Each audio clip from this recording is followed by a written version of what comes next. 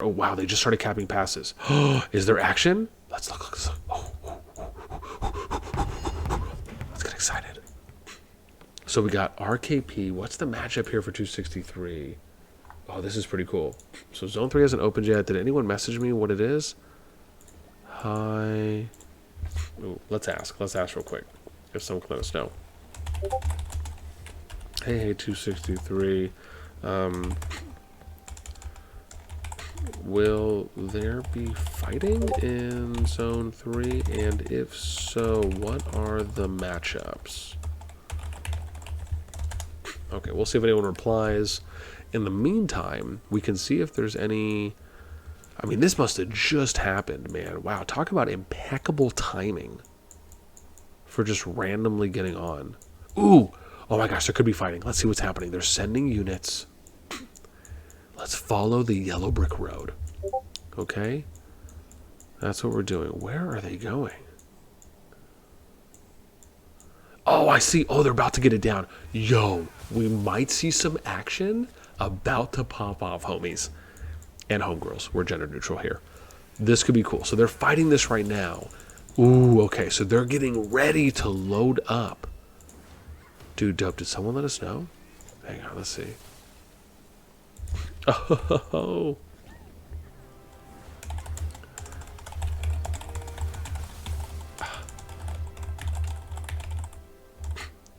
Do you know who will be fighting in Zone 3 against each other?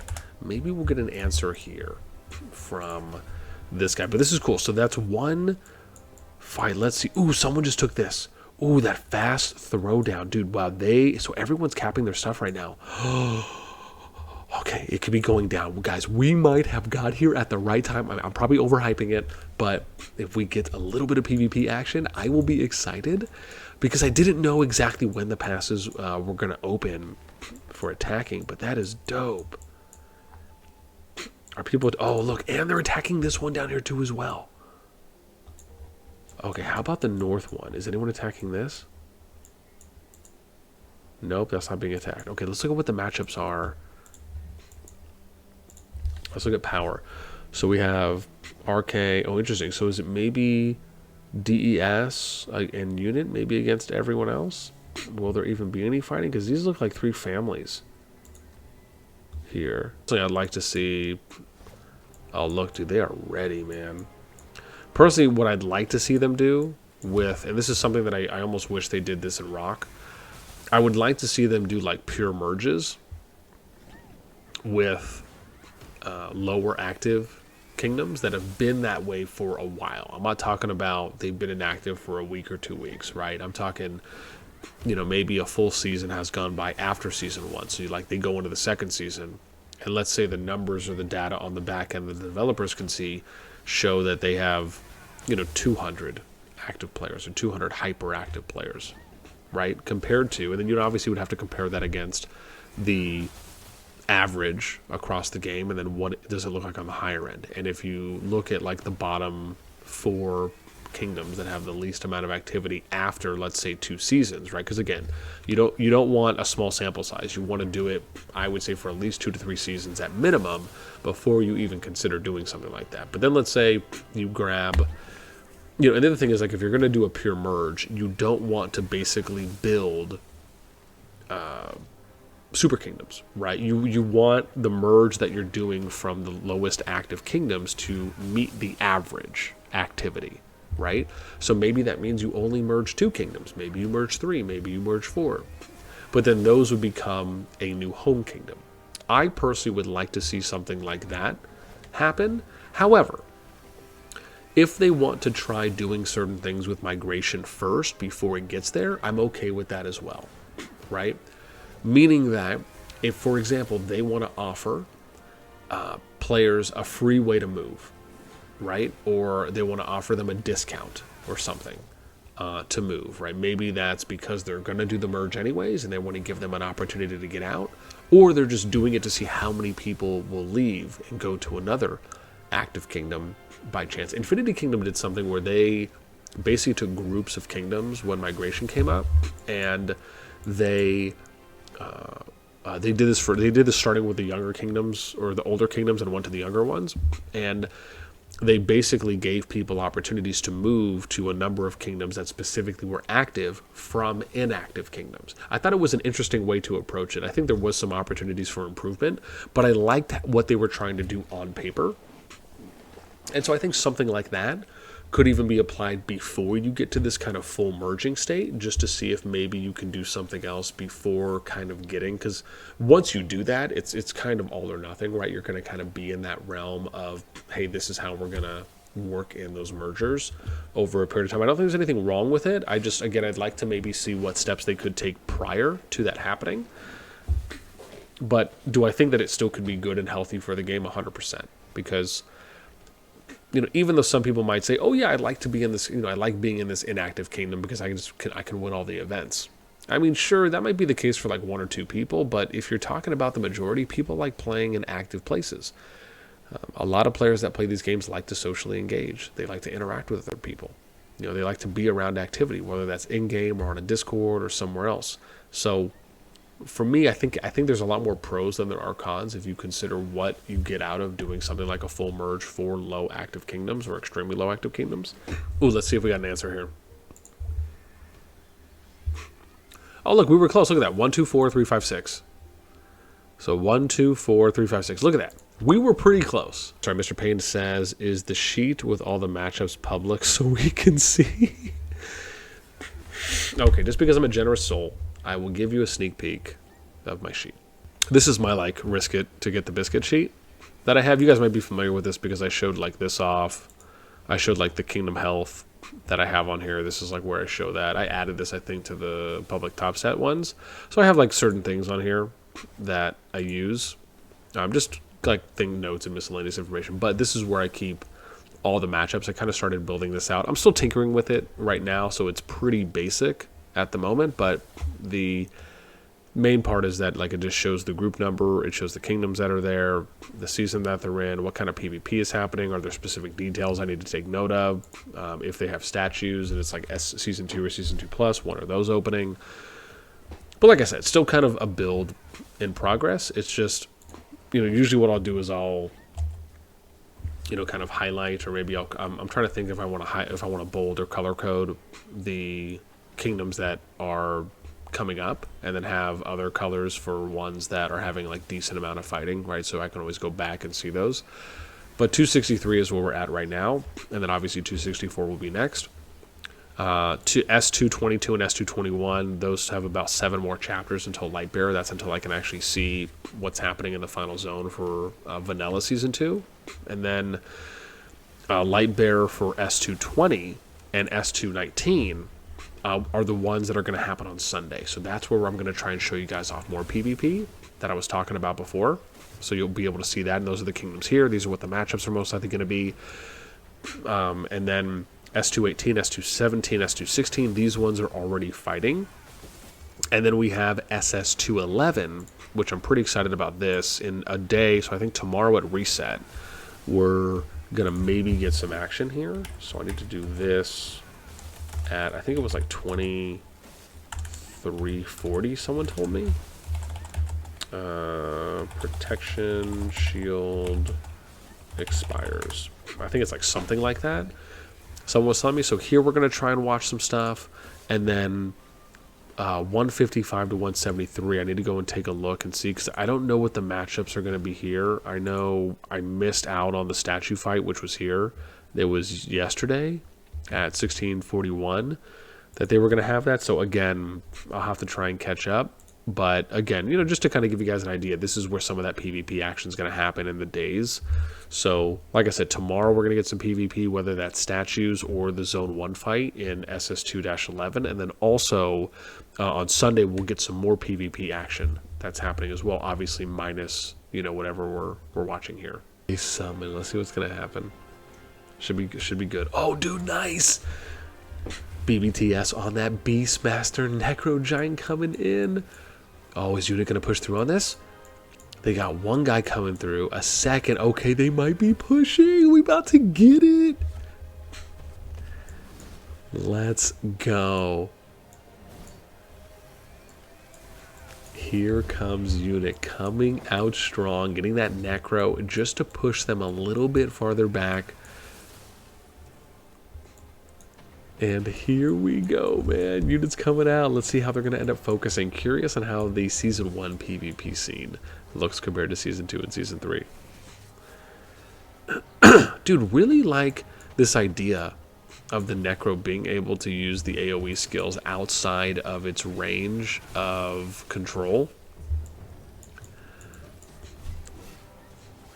Nice. This is sweet, dude. This is exactly what I want to see. So hopefully they get some more of these units in the fight, right? Don't delay too long. And then hopefully these units here up front don't go too hard in.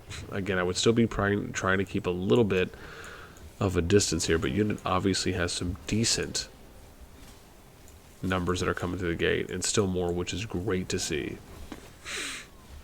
Again, the important part here for Unit, don't overextend. These units up here, a little bit too far out, right on the RKA guys. Again, I would try and keep the line, right? That's always really important, like we talk about, trying to establish your line, and then focus firing the units down, right? One by one, if you're forming groups, if you're focusing kind of condensed areas, right? So if you're looking for like the hives, where you have 3, 4, 5, 6, 7, 8, 9, 10 units that are really slowly grouped, and you have AoE around there, right? Then obviously focus that.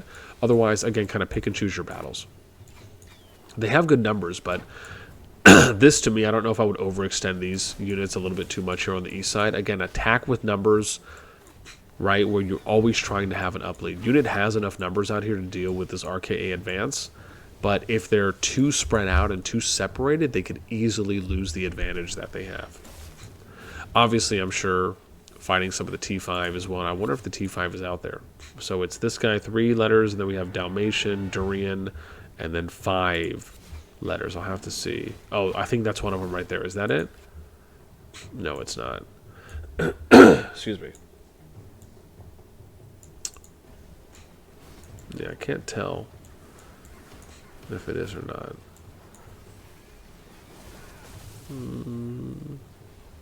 I'm not sure, based on how that looked. But yeah, and the other thing too as well is like you don't have to overextend, right? Force them to come to you and then pick and choose your battles. Again, you know, see if they'll get baited and allow for you to use some of the necro play in there as well, right? You don't always have to necessarily kind of charge forward. And when I'm watching this, it kind of looks like that, right? It looks like, if I'm watching this, I would say, it doesn't really feel like they're all in voice. Doesn't really feel like there's a lot of structure and organization so far from what we're seeing. This is actually okay where they're all kind of going towards, at least for this group, they're all kind of going towards the same unit. That is something-ish there. Right, but then remember, you have arcade units over here too as well. So, right, sometimes you don't want to chase and overextend yourself too deep. Right, if you notice that they're pushing back, disengage and then re-engage on the units that are closer, right, is another thing that you can do too as well.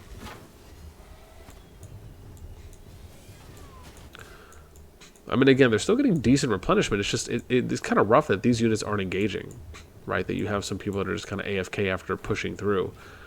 Dude, this is ballsy. Throwing down the tower, even though you haven't regained control yet. And bear in mind, RKA isn't really getting a lot of replenishment here. So, yeah, I mean, even though it looks like units may get this, I really would have liked to see, I think, just a little bit better overall tactical play here, because they have the numbers, but I think we could have seen a little bit more well put together strategy on the field.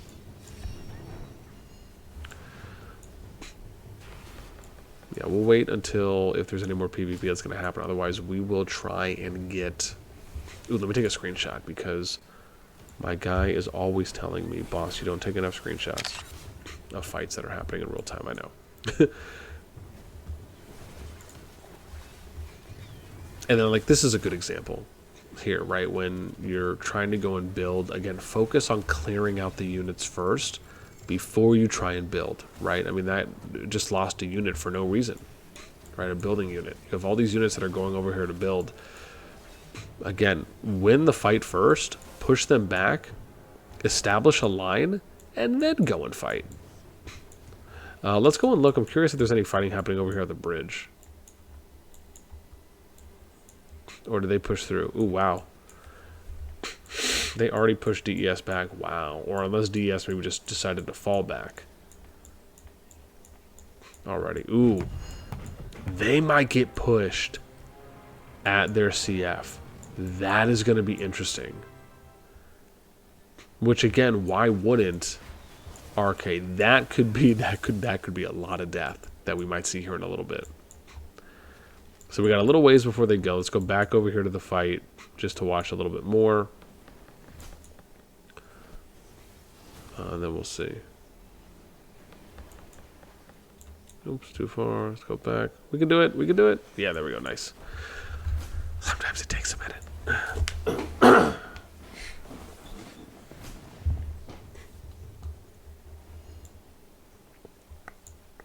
Interesting that they have some DS players that are coming up here to assist as well. Do they just feel that confident in being able to hold the ground from that southwestern pass where they're building that CF at? Interesting.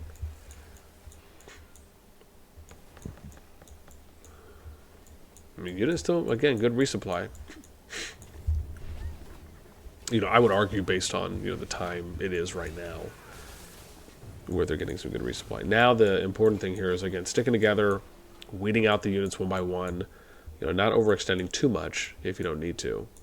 Unless they plan to push them and then go back to the choke, which they could very much do as well. Right? But however, they'd have to push them basically back to these two bridges. Right? Or push them to this bridge and then just kind of hold the line. Right? So they could do that. Right? If they push them back to the bridge, they kind of hold this area. That's something they could do. But yeah, I mean, again, they are pushing back RKA. Okay, let's go look how the CF is doing down here. Part of me feels like they're going to have to be getting attacked soon. Are they not pushing? Well, okay, maybe some discipline here that we're seeing from RKP. This isn't a bad idea either, where you're forming a staging area and then you're going to decide if you're going to go in or not. This is actually not bad.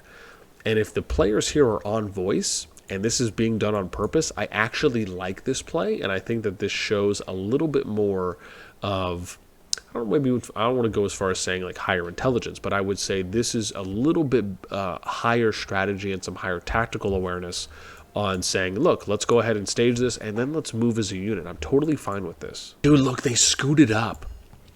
That's what I'm talking about, man. This to me is great. I actually think that this is such a great idea for what RKP has done, because DES needs to make a decision on this. This is really in their hands. Are you just going to let RKP keep piling up, or are you going to engage so that way you can have a more favorable fight? Because this is kind of a double-edged sword. If the defense does not react to what, in this case, the offense is doing, right, being RKP, and you're just going to let them keep building up, they'll be in a better position to knock out your fighting force and then be able to go and pick apart your builders. So in my view, I would actually like to see DES starting to poke their units, because you have a numbers advantage right now, but you may not have a numbers advantage if you allow for them to keep gathering. So this, to me, I actually think is already a missed opportunity by DES. You should not just allow, if they're this close, you should not allow them to just sit there and gather up, right? The moment that they start getting close to you, and I'm sure it had to be less than this, or at least maybe even a little bit less than this, that would have been an opportune time. And it still is, right? If they were to go in now and start attacking and poking, I think that'd be okay as well. But again, you kind of have to weigh it out on, you know, are you going to kind of go 50-50 or have a shot at winning the open field PvP fight before they could potentially get to your builders? Or are you going to allow them to amass, and then as they keep amassing, they have a higher percentage chance of getting to your builders, right, and winning the PvP fight? Don't get me wrong, man. I love seeing some good PvP. But to me, this just feels like a missed opportunity from DES.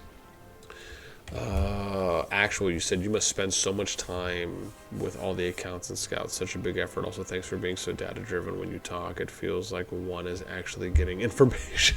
Thank you. I appreciate.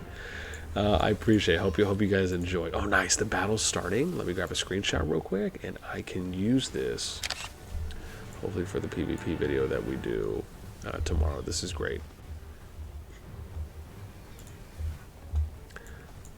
Action is starting. DES and RKP are going at it here in front of DESCF. That's basically what's at stake right now, is all those builders getting immediately crushed. A few people from DS not engaging right now, and I'm curious, are they getting resupplied pass? Maybe, but it's not happening at the moment.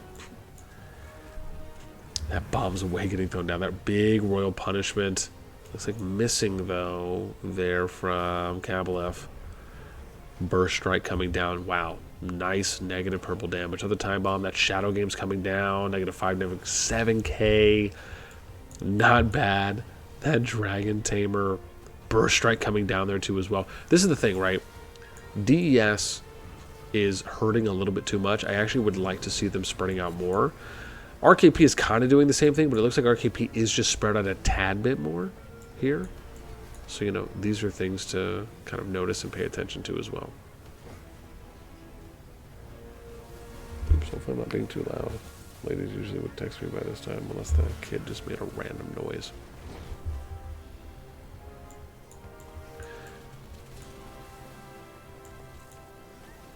Man, dude, RKP is pushing.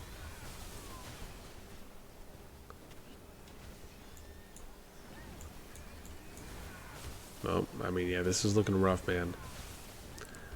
DES is getting pushed right now. And again, it looked like maybe there might have been some opportunity there. But even if you're looking at like DS, I have to see what the power average is, right? Because you have DS here and then RKP. And they ended up actually gaining a lot more power just recently. Wow. So that's interesting because they were around kind of that 690. They've gained almost 200 mil power from when we last checked. I wonder if they just have some of their strong, like there's Dalmatian, Durian, Lychee, and then a few of these players. Yeah, but yeah, this fort is about to get crushed. And I don't know if we saw any of those players that were out. Oh yeah, see Durian's there. So one of the top 4 players is there. Maybe one of the other ones as well. I don't have those other special characters memorized. So. But yeah, you're looking at about a 200 mil advantage. And then some players that are pretty strong. However, I mean, again, maybe DS still could have put forth a little bit more of an, I don't know if I want to say effort, but just maybe a little bit more of a showing if they were spread out a little bit more and maybe not bunched up and doing some focus firing. I would have at least liked to see how that played out on top of them attacking RKP early and not just kind of waiting for this large fight build up because, you know, all their builders are about to get crushed right now.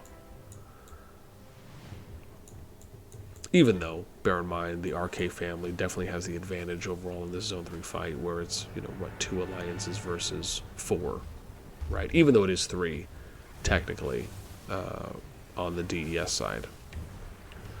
There's just obviously a little bit more power, and then, you know, on the higher end too as well, they have a T5 player where the other group doesn't.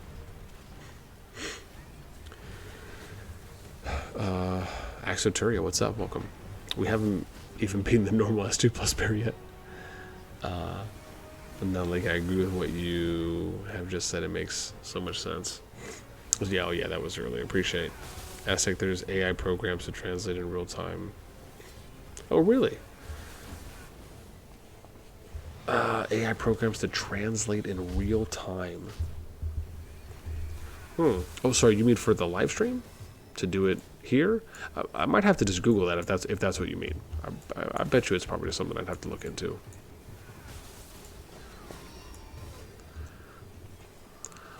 Sword Dancer, what's up? Welcome. You said you as a content creator, I hope you share my opinion. Aztec, yeah, mostly. Sorry, Aztec, you said yeah, mostly. Asking because I was a big follower of your Halo coaching. Now, just curious if you follow the scene out of curiosity. Honestly, no, I haven't. I mean, would I like to maybe look and see, you know, what the scene looks like now? You know, are they doing anything different than they were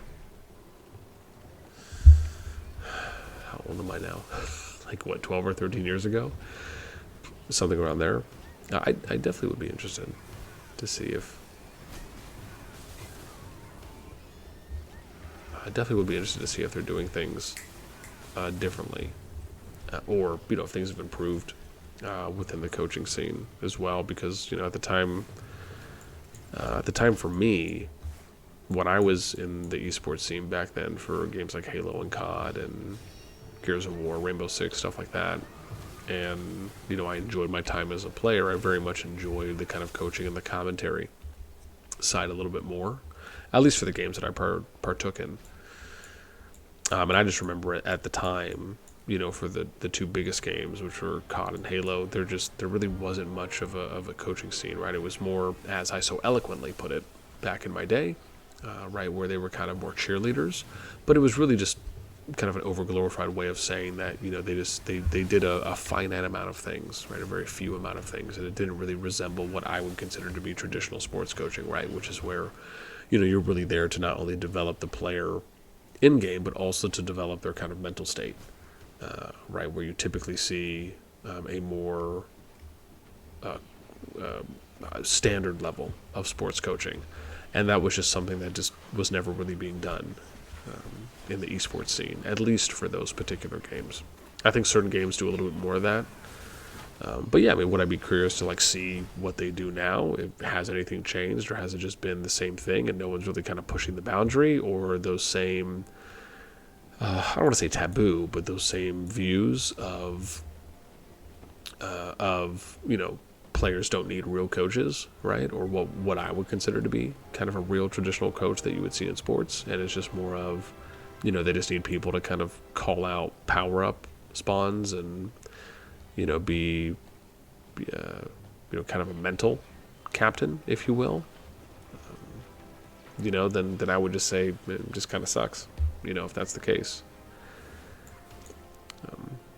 You know, personally, I think coaches can be a lot more than that, but you know, it's hard when the barrier of entry you have into certain scenes is either, I don't want to say toxic because I think that might come across too aggressive, but when the barrier of entry is very, like when you have a group, I mean, usually it's a younger audience, right? I think people have to understand that when you're playing those types of games. Typically, it's a younger audience when you think about games like Call of Duty and Halo and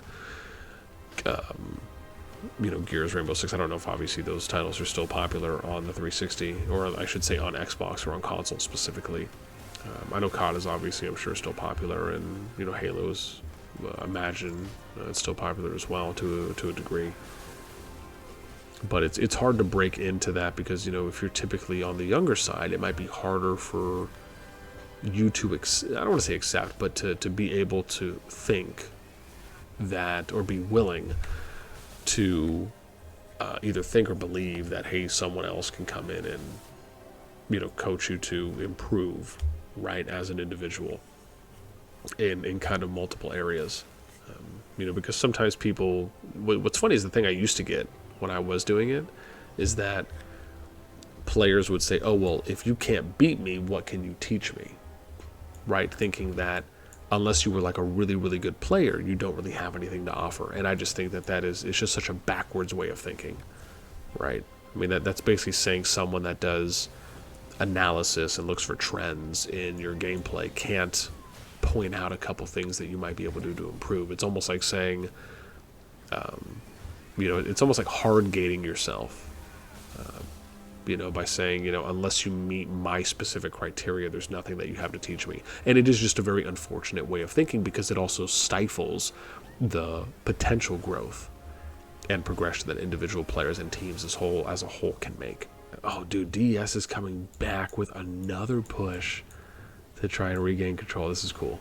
I like that we're getting some good PvP here. Sorry, let me catch up here. Sword Dancer asked, please don't reset the merit point in the player's profile because, in my opinion, what makes players passionate about Faith is to get merit points. You said it's even useful for assessing which players are fighting. I don't know if they're... I mean, would I be okay with them resetting the merits and then also keeping a historical total merit? board, I would. I actually think that would be a better way of doing it. And then on top of that, if they did seasonal breakdowns to show you what the total merits you gained per season, that would be, I think, even better. So if they had a seasonal merit, and if they had total merits gained, and then if they still did the resets each season, I actually would like to see those three things be added, because I think that is a better way of doing it, because it gives you more of a breakdown. 3M, what's up? Welcome. You said recap on rollbacks. It'll be in the beginning of the stream when we finish off, and I'll probably release it as an individual video too as well. Jacob. Sorry, Jacob. How much power have Better Alliance in this server? Sorry. I think we showed off what the power was a little bit earlier, but if you're curious, I'll show it off again. So you can see RKP, RKA, and then DS, right? So they're, what, 200, almost 200 mil stronger. DS versus RKP. And that's basically who they're fighting right now, is what it looks like. Beans. Wow, Season 1 fights is a throwback and a half. I know, right?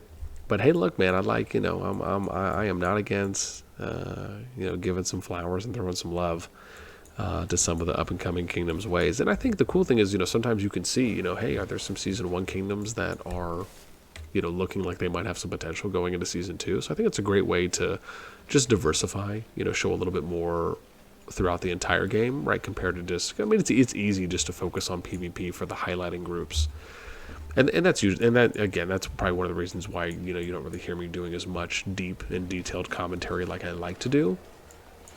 Just because there's not, the fights aren't that large. There's not that many people on the map, and in Season 1 they might not sustain for as long as they will in Season 2 or Season 2 plus.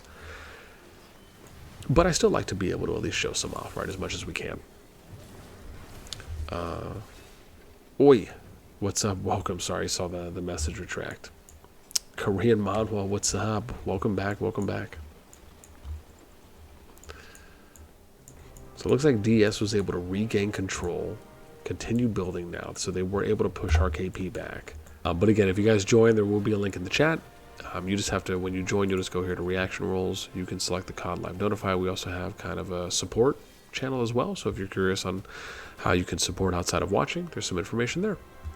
And yeah, I think that is probably going to be it for me, man. Again, appreciate you guys coming and checking us out for this late night stream edition. Being able to catch some, what I thought to be decent PvP here in 263. I think we ended up peaking a little bit over 40 viewers, so I'm always happy for that. And again, hopefully I'll be able to stream it a little bit earlier of a time tomorrow and Sunday, because again, those are going to be the bigger PvP fights. So with that being said, that is it for me. As always, until next time, I'll catch y'all later. You guys have a good night.